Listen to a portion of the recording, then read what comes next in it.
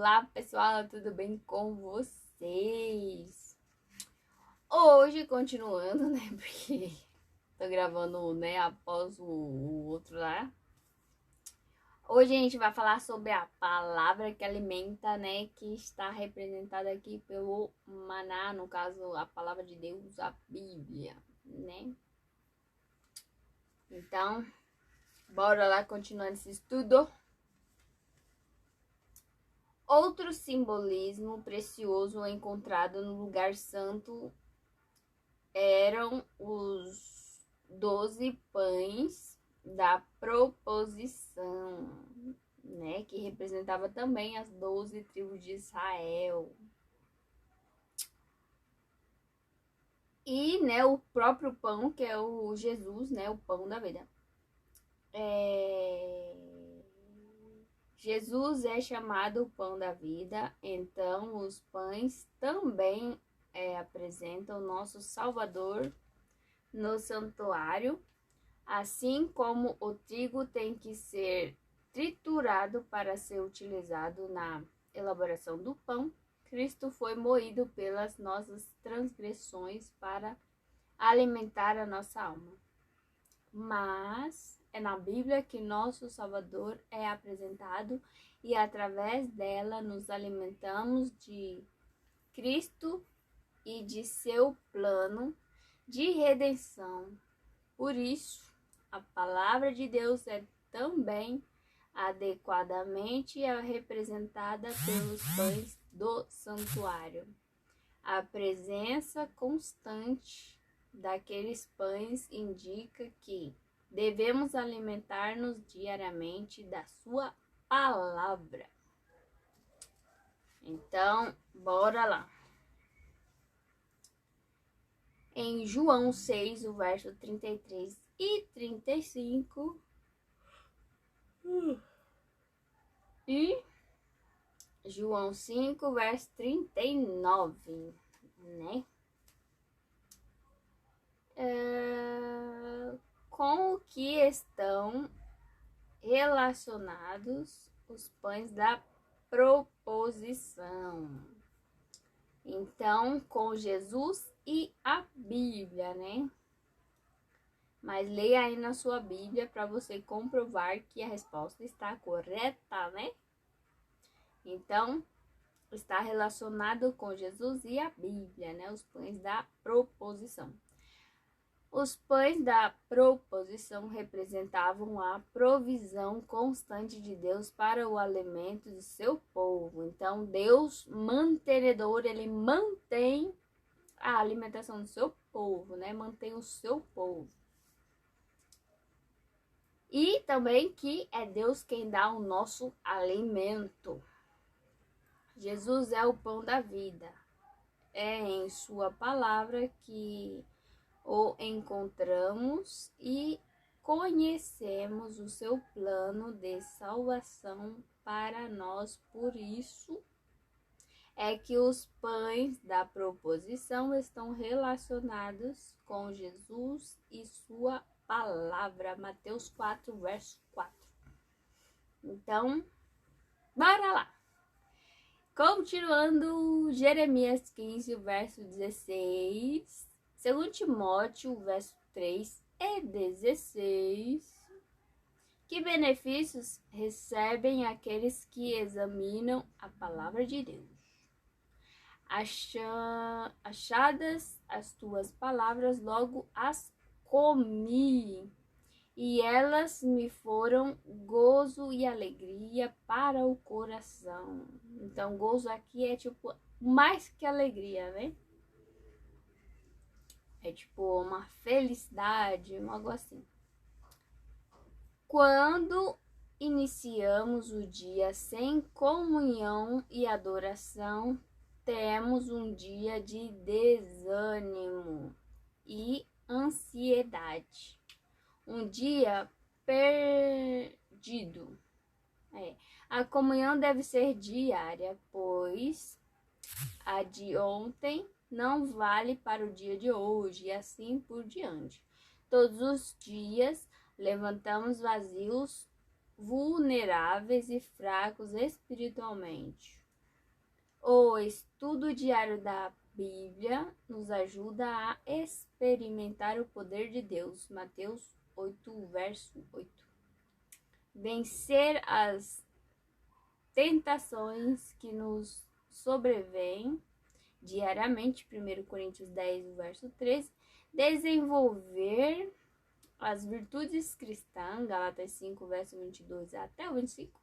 E testemunhar de Cristo, João 8, verso 31, ela ainda ensina a repreender, educar, corrigir, proporcionando um crescimento equilibrado ao cristão.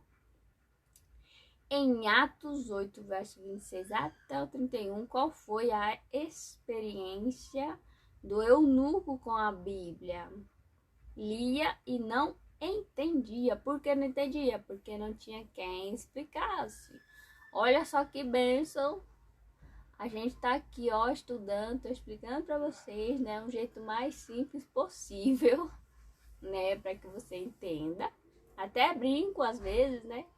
Uma brincadeira santa, né? Mas você consegue entender. Por quê? Porque tem alguém explicando.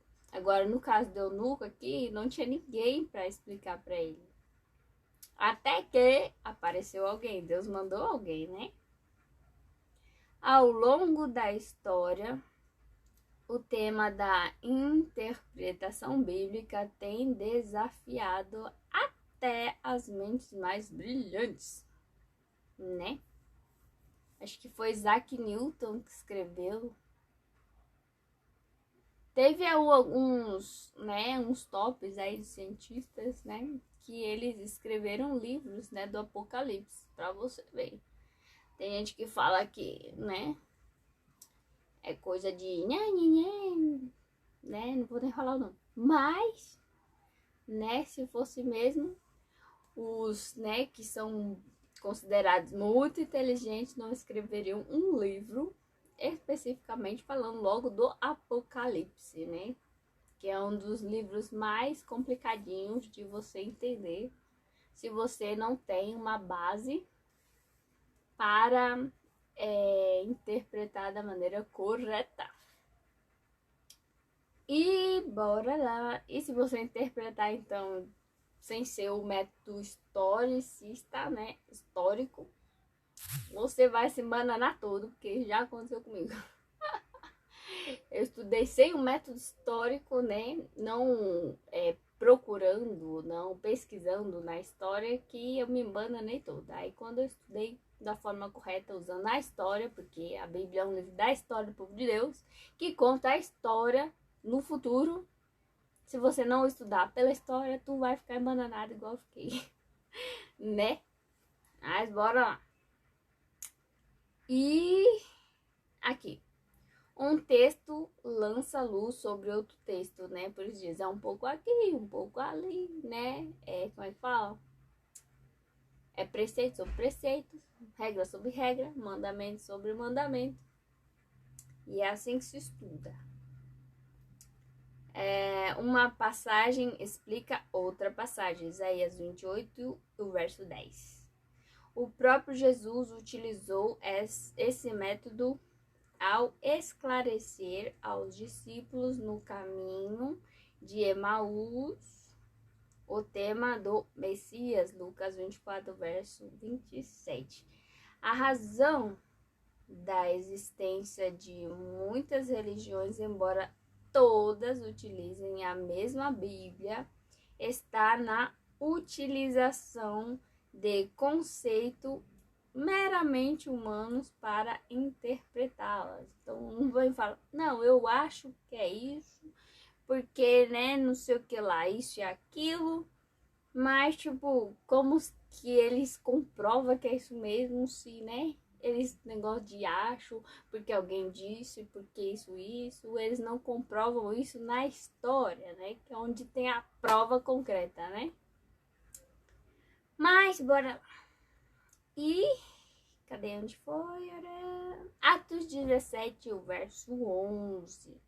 O que os bereanos faziam diariamente com a palavra de Deus? Examinavam para ver se as coisas eram de fato assim. Então, isso é o que a gente deve fazer.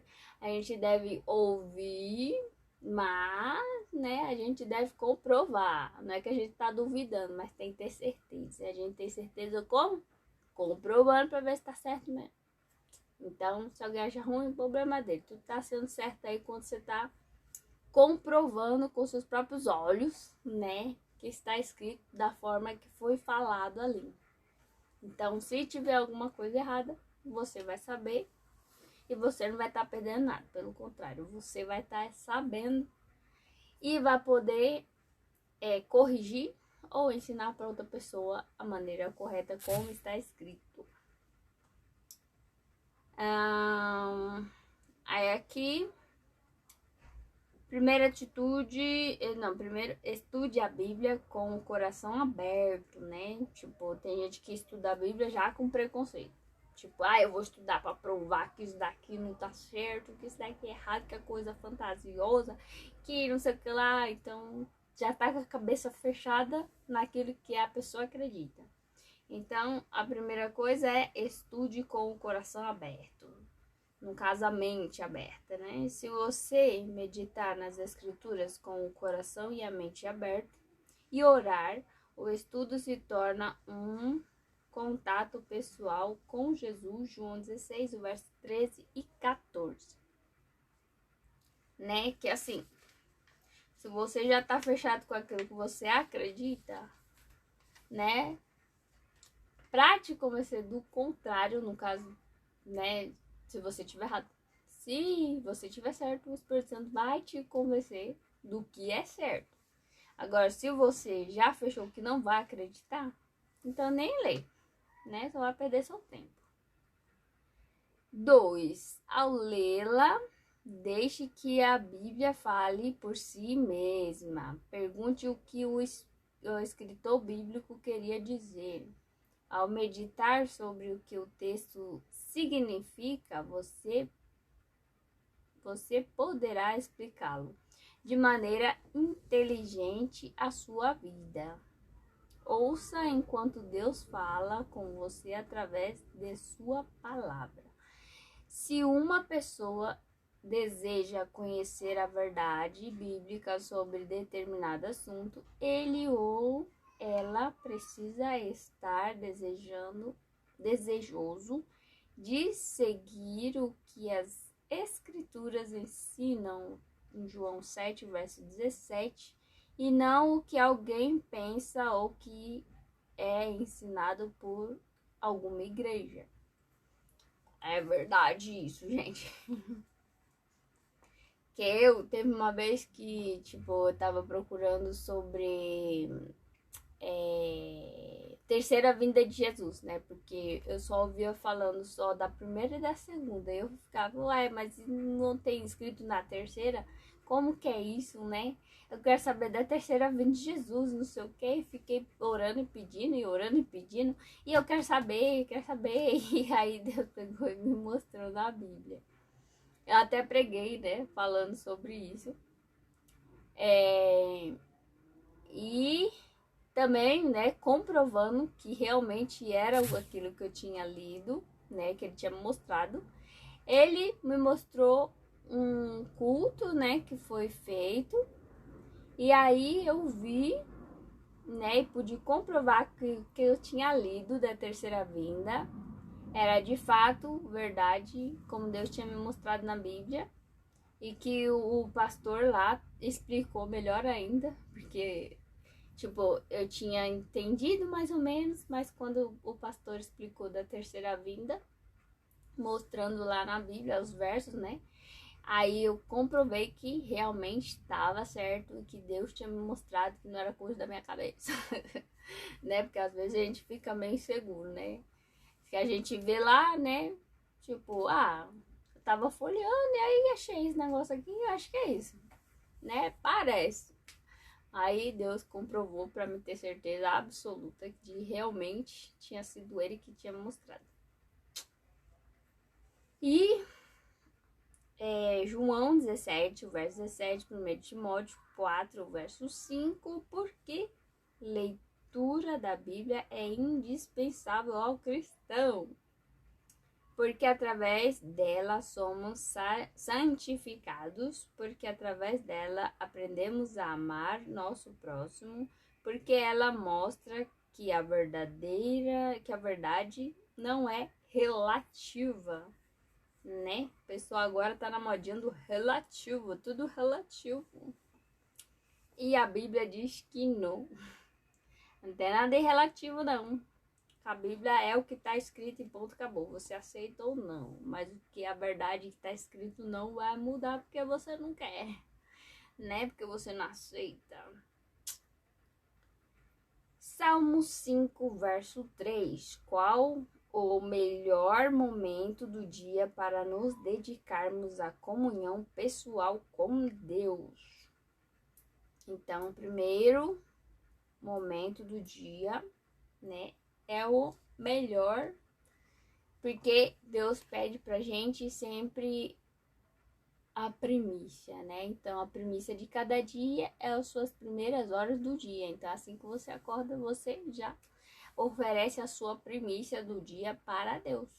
Então, você ora e já, né, começa já a sua intimidade com Deus já nos primeiros momentos do dia. Devemos refugiar-nos na palavra de Deus e na oração, cumprir-nos fazer disto nossa primeira ocupação. Testemunhos Seletos, volume 1, página 333, né? Um comentário. Separe a primeira parte de cada dia para o estudo das Escrituras e a comunhão com Deus, pois o estudo da Bíblia Sagrada nesse horário ativamente robustece a memória, aguça o intelecto, traz força espiritual e crescimento, desenvolve nobres aspirações e modela o caráter segundo a semelhança divina. Assim teremos força espiritual, cresceremos no favor de Deus ao buscarmos a Deus em primeiro lugar. As demais necessidades serão supridas segundo a sua graça. Mateus 6, verso 33. Em Hebreus, capítulo 3, verso 15, o que Deus espera de seus filhos quando fala com eles através das Escrituras. Hoje, se ouvirdes a voz, não endureçais o vosso coração.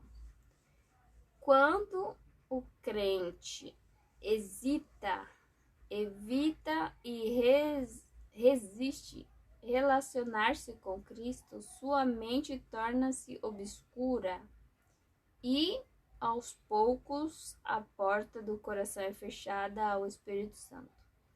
Infelizmente, para tal cristão, o sangue de Cristo perde seu valor. Hebreus 10, verso 26.